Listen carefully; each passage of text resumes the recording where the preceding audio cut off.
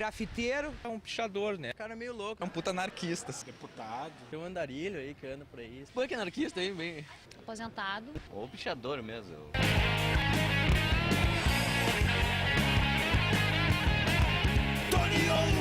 Bom, o Toniolo é uma figura que já faz parte das lendas urbanas de Porto Alegre. Uma figura excêntrica, folclórica, diferente. E eu achava, inclusive, como muitas pessoas em Porto Alegre, que o Toniolo é uma figura que não existe. O Toniolo é uma figura irreal. Agora não, pesquisando, eu pude verificar que o Toniolo não apenas é uma figura real, como uma figura que está muito relacionada a Porto Alegre mesmo. Eu sou o Sérgio José Toniolo, o pichador maior de Porto Alegre, e me tornei pichador depois de velho, com 37 anos, para denunciar as perseguições que eu vinha sofrendo por não permitirem que eu escrevesse em jornal. O Toniolo está associado a um período da ditadura, onde ele entra coisa curiosa, ele mesmo assume, ele é egresso de um meio, ele é policial civil aposentado. Eu comecei em 72 a escrever, estava no auge da ditadura e eles não permitiam que um funcionário público se expressasse através dos jornais, através das colunas do leitor. Inclusive muitos fizeram inquéritos e diziam que não tinha não tinha cometido transgressões disciplinares nenhumas, né? Mas eu respondi assim por baixo na polícia, sem errar, assim, no mínimo uns 70 para mais de 70 para inquéritos por escrever. Eu fazia umas crônicas meio contundentes também contra o sistema e combatia a corrupção na polícia, essas coisas assim. E como eu criticava o Conselho Superior de Polícia, que era o órgão que promovia os policiais civis, e o Conselho Superior de Polícia era presidido pelo chefe de polícia. Eu estava criticando o chefe de polícia diretamente, eu não botei o nome dele, mas é diretamente. E aí o chefe de polícia mandou me tirar a arma, a carteira e mandou eu para casa. E eles não queriam que eu me manifestasse assim, de maneira nenhuma, usando o meu nome. Até sugeriram, como eu te falei, que usasse outro nome, que eles não iriam se invocar, porque eles aí não iam se invocar, porque mesmo que eles soubessem que era eu, eles não iam se invocar. Mas se eu usasse meu nome, como foi o caso que eu fui aposentado quando me pegaram a primeira vez de licença médica de 6 meses, sem exame médico, sem nada. Eu não fiz nada, não precisei nem fazer exame. Aqueles exames lá foram tudo já encomendados. Então eu disse, com a recente promoção do vereador Cleão Guatimozin a comissário de polícia, ficou bem claro quais os critérios adotados nas promoções da Polícia Civil Gaúcha. Eu conheci nos fins do ano de 83, início de 84. Eu havia criado na Rádio Guaíba um programa chamado Guaíba Revista, que procurava focalizar coisas diferentes, inusitadas. Em 1982 eu comecei a pichar, porque nesse ano que eu ia concorrer a candidato como deputado estadual. E a convite do Tancredo Neves, inclusive. Arbitrariamente fui barrado de concorrer, né?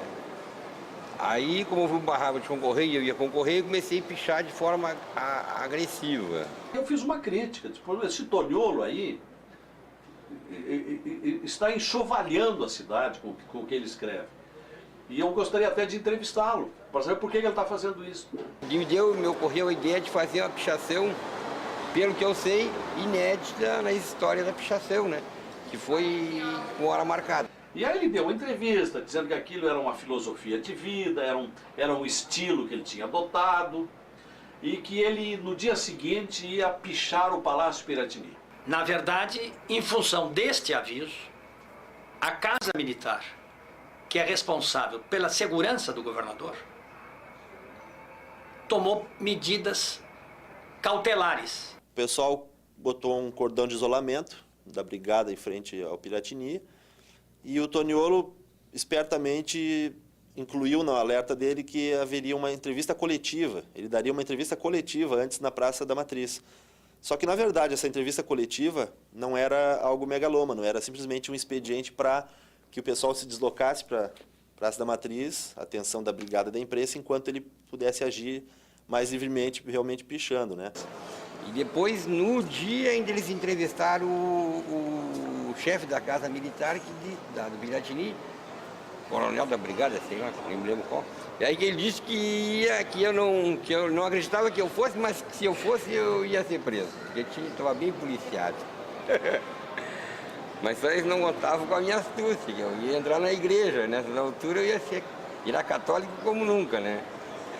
E aí eu entrei na igreja e quando chegou na hora marcada a sair da igreja, e os brigadianos que veio, uma turma de brigadianos, uns 7, 8, sei lá, para certamente dizer que eu não podia ir pro lado da Piratini, eles, aí quando eu disse boa tarde, irmãos, eles certamente ficaram constrangidos e pensaram que eu era padre.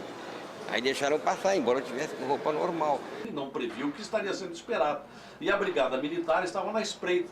Quando ele chegou lá com o spray, ele foi surpreendido, a Brigada Militar correu, ele quis correr, mas pegaram ele ali na frente do Piratini. Quando eles deram por conta, já era tarde demais, né?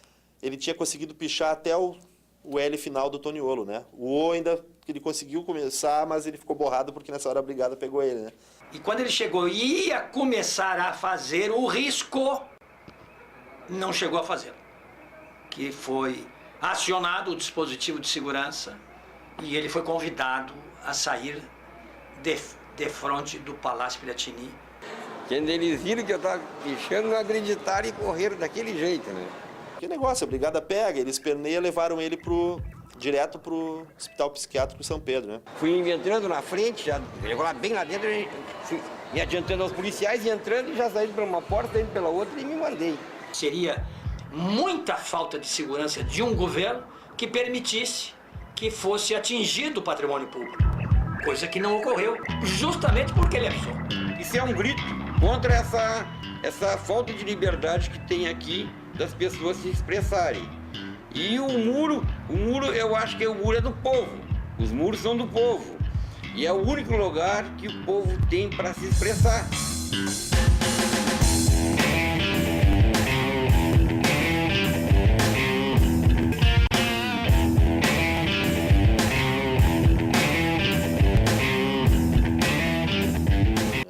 Ele, como eu disse, ele é extremamente inteligente. Porque eu anunciei na imprensa também, né, que eu ia pichar o Palácio do Planalto.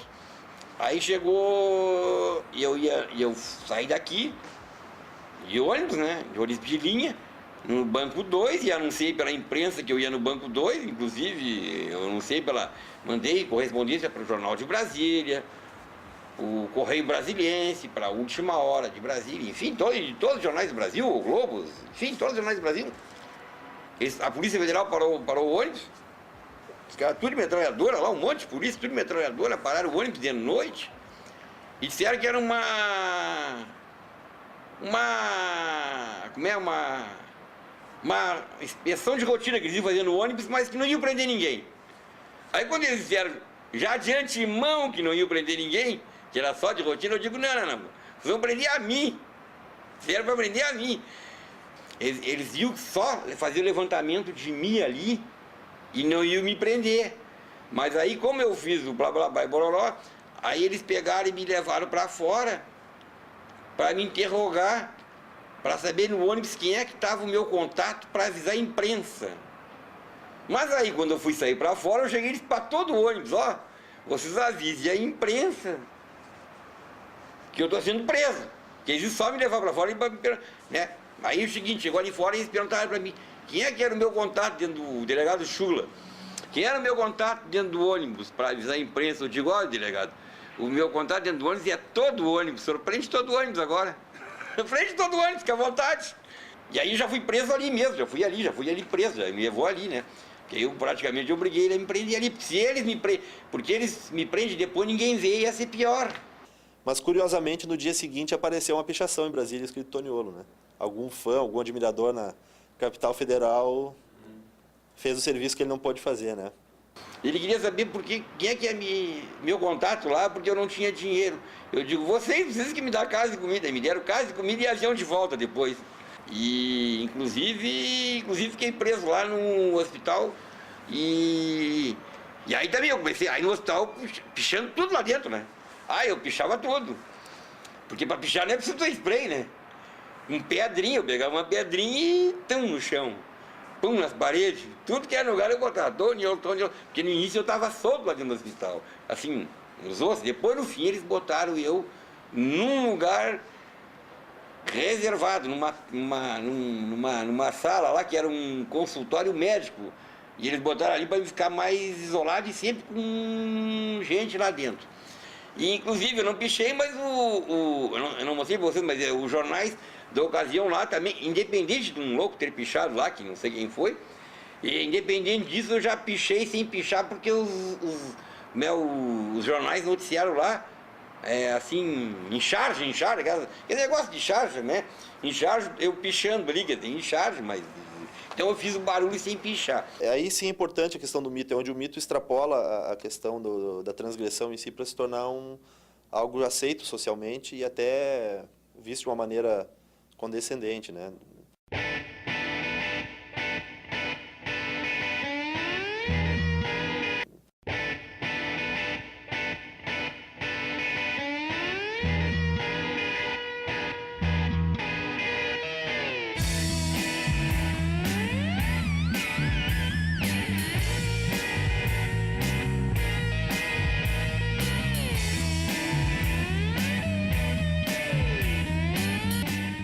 Quando o prefeito Tarso Genro ainda administrava a cidade, no segundo mandato, pouco tempo atrás, o próprio prefeito encaminhou um ofício a um dos secretários, se não me falha a memória, o secretário da SMOV, cobrando providências em relação a essas pichações que estavam, na avaliação do prefeito, em quantidade excessiva, né? Estava onipresente na cidade a pichação Toniolo, numa época, inclusive, que era época eleitoral, né? Ele, na ocasião, prefeito de Porto Alegre, o meu acusador, e ele tirou fotos que tinha o meu nome nas paredes, e essa aqui é a prova. E o que aconteceu é que não se sabe como o Toniolo teve acesso a esse documento, ele conseguiu uma cópia desse dossiê, vamos chamar assim. Nesse dossiê constavam várias fotos das pichações dele na cidade. Esse dossiê foi encaminhado à justiça, talvez até nesse momento ele tenha conseguido uma cópia, e ele prontamente compareceu à justiça para depor, munido de um dossiê com fotos que ele mesmo bateu com uma máquina emprestada, onde apareciam imagens das pichações escritas Tarso Genro, né?